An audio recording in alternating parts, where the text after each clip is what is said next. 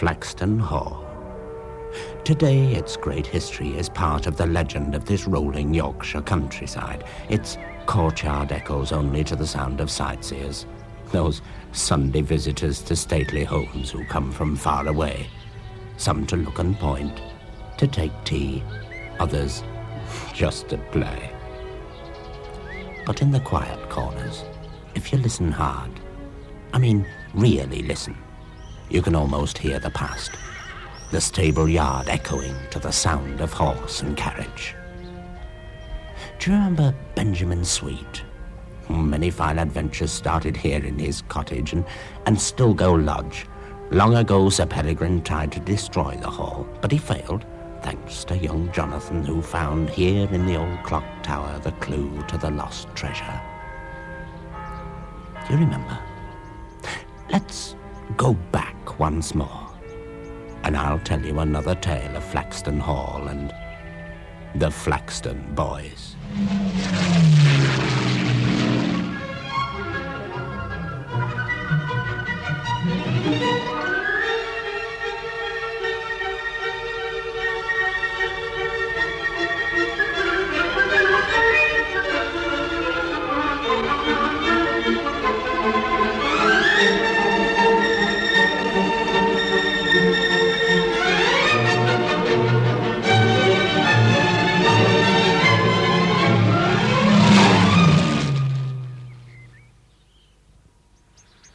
The year is 1945 and the war is over, just. With peacetime barely 2 weeks old, it'll be some time yet before all signs of wartime are erased.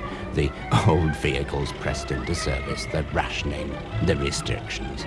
It's a make-doing mend world that young Matthew Flaxton has grown up in. A world of women, too, for the menfolk have been away fighting and not yet returned. Women like Elizabeth Flaxton and her part-time help Edith have fought hard too, to preserve homes and happiness for the young, and even managed, sometimes, to organise real treats like the one they're busily preparing for Carliston's evacuees, at last going home. Well, we get a few bits extra from the farm to make biscuits. Yes, I'll be glad when this rationing is finished. I've heard tell it won't be long now. Hope not. What do you think of that? Not bad, is it? Well, don't think there'll be many evacuees had such a send-off. At least it'll help to brighten up their train journey. I don't envy them that. I could do with a bit of that myself to brighten up my old nightie. Their eyes will pop out when they see that lot. It's all thanks to Lily's American boyfriend. When he arrived with a whole carton of chocolate and a box of oranges for the journey on the train, I had the idea of making them up into individual parcels. Well, you have gone to town a bit. I think it's Christmas come early. Oh, it's only a bit of old wallpaper I found in the back of a cupboard. There wasn't enough of it to do anything with, and it does make pretty wrapping paper. What time are they going for you? past. Oh, heavens, it's almost that already. Edith, I need a basket for these. Oh. I hope they don't get so excited about going home that they make themselves sick. Amy Broadbent would love that. Come to think of it, I don't think any of them would dare. She is marvellous at organising and getting things under control. I'll give her a due there. A better knickers even stand to attention. Oh, Edith, she isn't that bad. Wonder if I dare try and have a cup of tea before I go. Put the kettle on. There, that's done. I'm just going up to get my things. Right-o.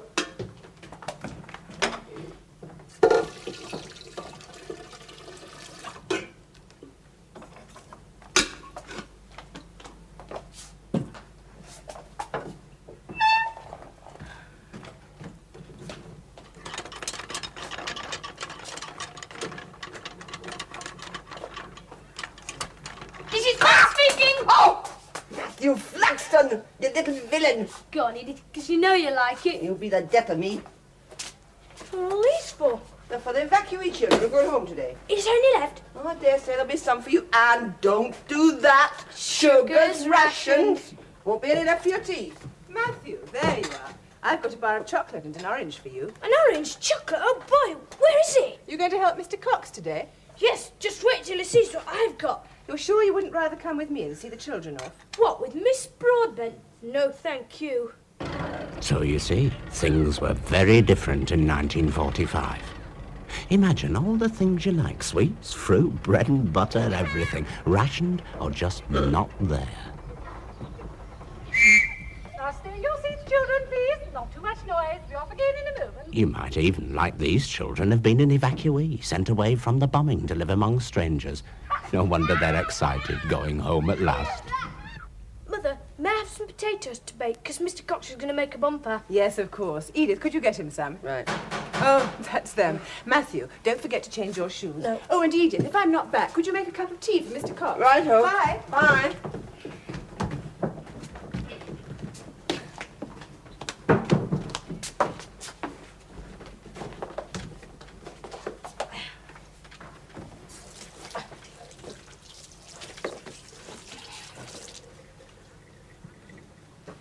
Ah. There you are. Thank you.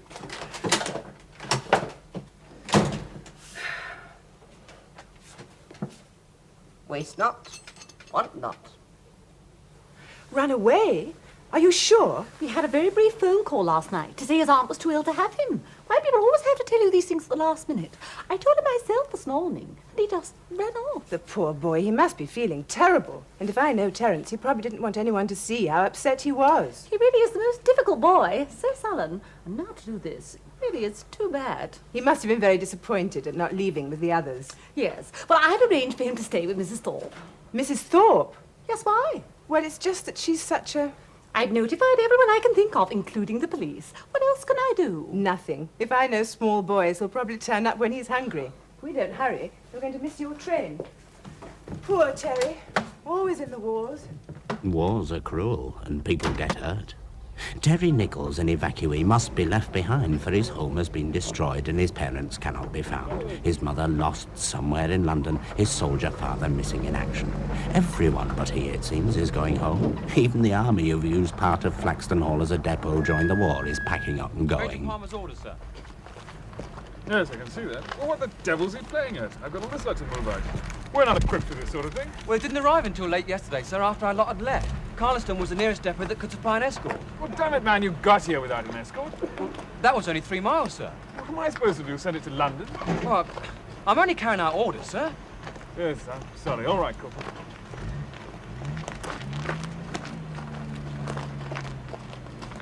Damn, Biggie Palmer.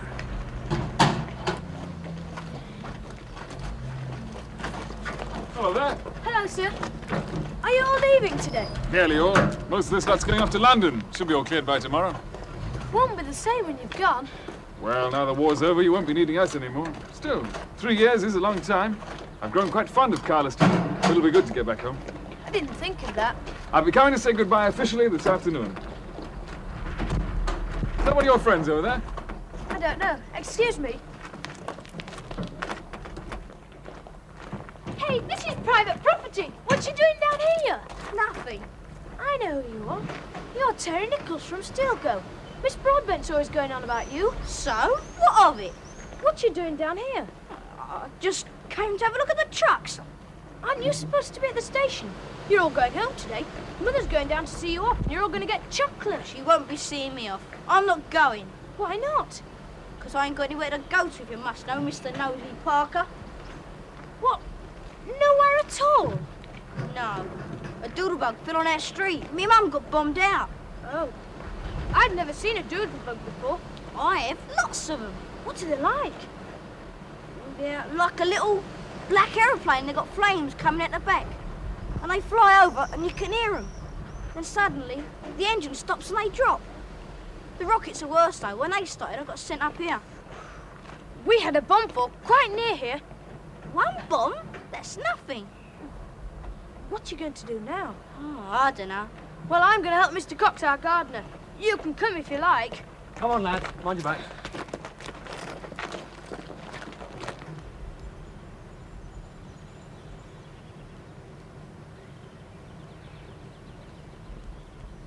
Hello, Mr. Cox. Hello, Master. This is Terry. He's an evacuee. Oh, where's he from? I'm from London. A doodlebug fell on his house and he can't go home. Oh, blasted bosh. Were you there? No, but me mum was though. We all got bombed out. Oh, she wasn't. No. I don't know. The army's going to London. Oh. Why is he wearing that tin hat? Mr. Cox, why are you wearing that tin hat? The war's over. Who says so? Everybody knows the war's over. Hitler's dead. It's all over. How do you know he's dead? Oh, it says it on the news and in the papers. Why, you don't want to believe everything you read in the papers, my lad. But it's true. The Hun is a fiendish animal. He's up to all sorts of cunning tricks. You can't be too careful. Well, Sergeant Brophy says all tin hats and rubber boots have to be handed in. Oh, did he? Well, he won't get mine. Now, come on, we've got work to do. Hey, is that an orange? Yes, haven't you seen one before? Of course. You were supposed to get one when you went home. But I didn't go, though, did I? Oh, no. Can you keep your eye on the fire? And don't let the spuds burn. And keep it going. Yeah, all right, all right. Bossy.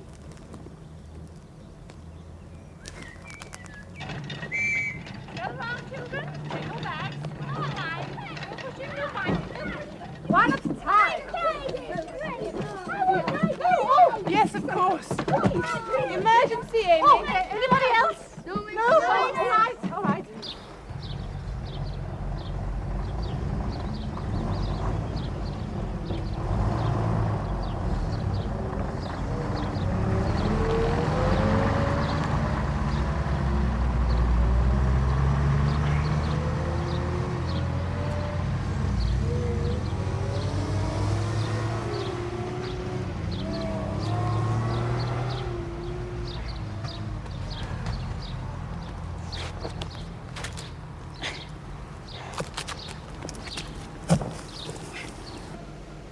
Right, as if everyone down at Doncaster, they'll beat out the first break at Sheffield.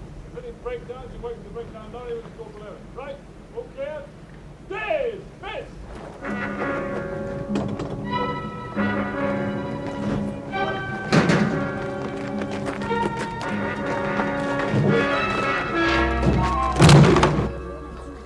Here's your case, Christine. Oh, thanks. Thank you. Now, don't open them until Miss Broadbent tells you, all right? Cool, thanks. Thank you. Oh, thank you. Thank you. And you. There you are. Oh, no. Thank you. The train's coming!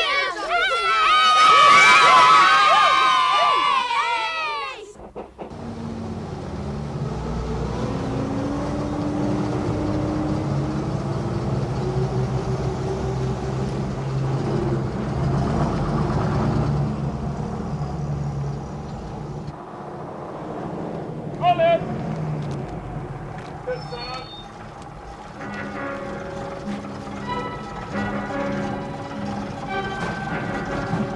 Right, move it up!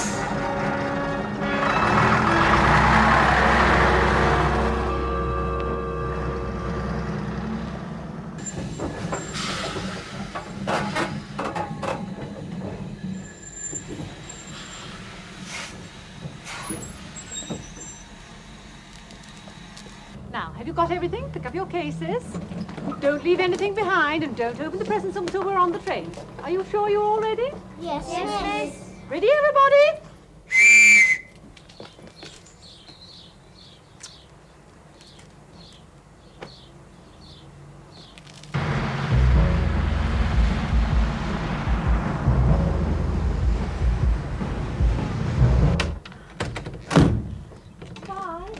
Bye-bye, Amy.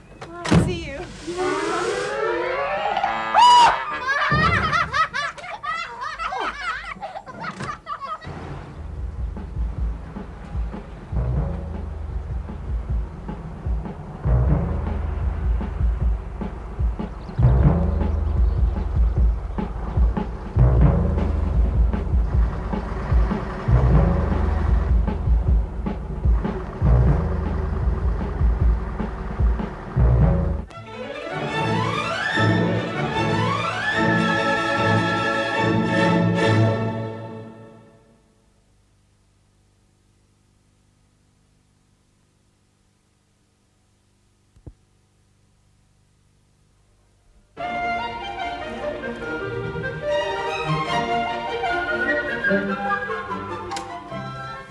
I'm back.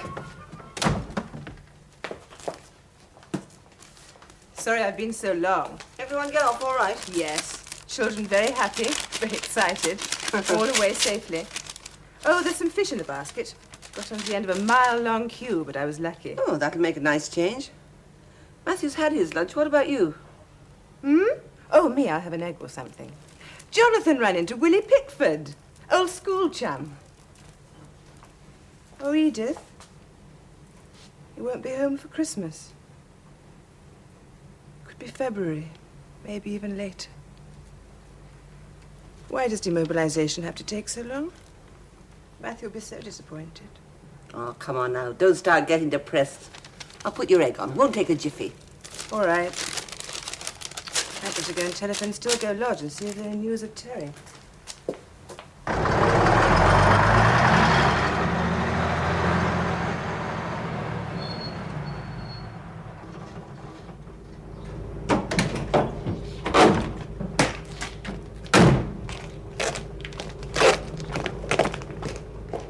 Did he say anything at all about where he was going? Well, he said he wasn't going home because his house had been bombed, so I came to look at the trucks. When did you last see him? By the D4V shed, I was helping Mr. Cox, and he was supposed to be looking after the bumper. When I got back, he'd gone, and all the spuds were burnt. So you said. Is Captain Ewing about, do you know? I think so. Could you find him for me while I make some telephone calls? OK. I go, I come back. Oh, what about your egg? Back in a minute.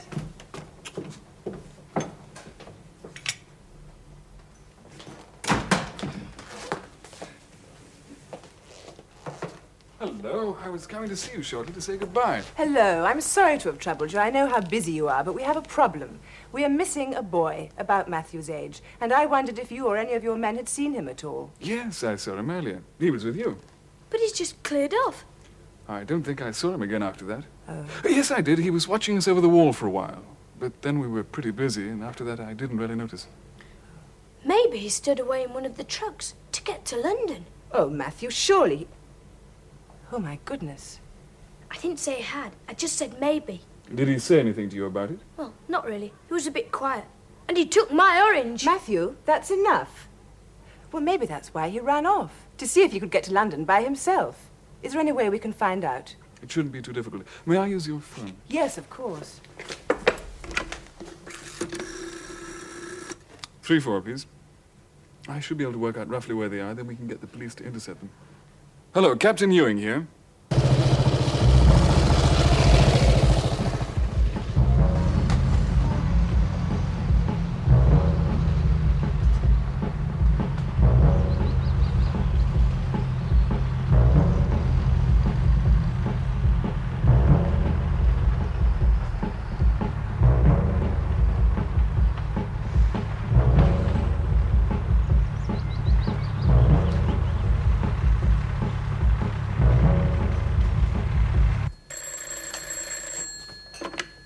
Hello, Flaxton Hall.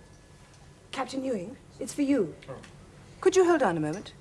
Thank you. Thank you. Hello, Ewing here. Oh, I see. You're absolutely certain? No, that's all right. Thanks very much. Goodbye. He's not there, I'm sorry. Oh, dear. I was half hoping he would be. At least we'd know where he was. Well, they checked every vehicle that left. Oh, no. There was one other, but it wasn't going to London. I can phone them direct, may I? Yes. Where was it going? Weapons disposal ground. It's loaded with old gelignite and other explosives to be detonated. What? Kingsdale headquarters, please. The boy would be comparatively safe as long as he stayed in the truck. There's no immediate danger of it going off. They're taking their time.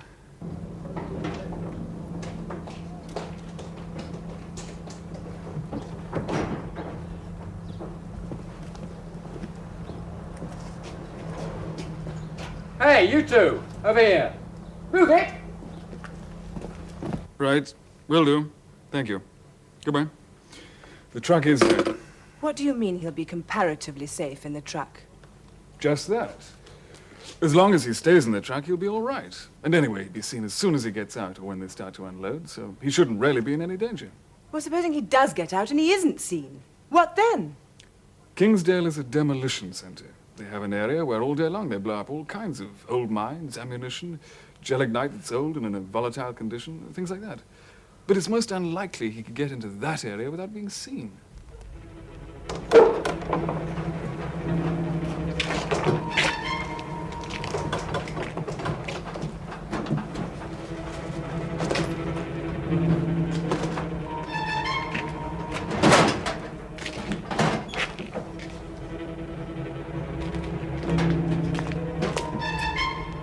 Are we ready? 1 minute.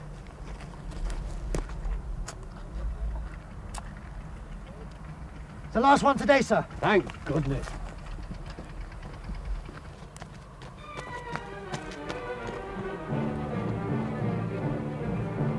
My God, I don't believe it. There's a child out there. Get back, you damn fool. There's no time. You out there, stand still! Do you hear me? Stand still! Stay exactly where you are, lie flat on your face, and put your hands over your head!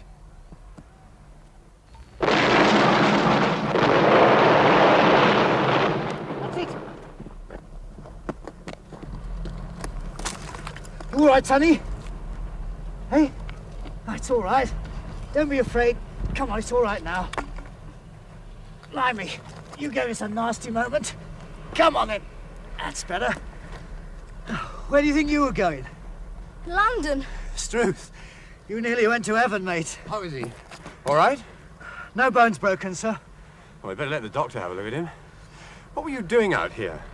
He was on his way to London, sir. London? Yes. They got back about an hour ago, and he really does seem to... Well, I was just about to, Mrs. Thorpe. Yes, of course I appreciate that you have been inconvenienced. But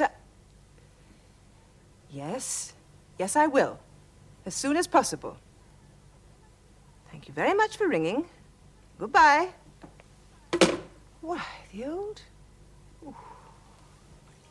I'm sorry about the orange, but I was supposed to get one when I left, weren't I? That's true. Here you are, love. Drink that up and you'll come to no harm. But, what is it? Milk and honey, best thing for you. Drink it up. You feeling better? That's good. Oh, dear, there's a hole in these. I better put a stitch in them later. Where's Matthew? His drink's there. He'll be down in a minute. He's out of his bath. Mrs. Thorpe just rang up. She was terribly annoyed. You know, honestly, that woman... He's fast asleep. Be a pity to wake him. Well, that settles it, Edith. He can stay here with us. Mrs. Thorpe isn't particularly thrilled about having him anyway. Well, I'm not one to carp, but she hasn't done so badly out of having evacuees. You know, Edith, it really does make you realize the war is over. People slamming their doors. You'd almost think there'd never even been a war. Mother, have you seen my... Shh. What's the matter with him? Shh. He's got my slippers. Matthew, Terry is very tired, and it's too late to start moving him to Mrs. Thorpe tonight. And so we're going to make up an extra bed for him in your room. Oh, Mother! I'm just going to telephone Tom Brophy to take a message to Mrs. Thorpe. Well, Matthew doesn't seem to understand or even sympathize with his tired young guest. Poor Terry. It's not his fault he's here. But at least for one night he'll sleep safe and warm, and tomorrow, well, that's another day after all.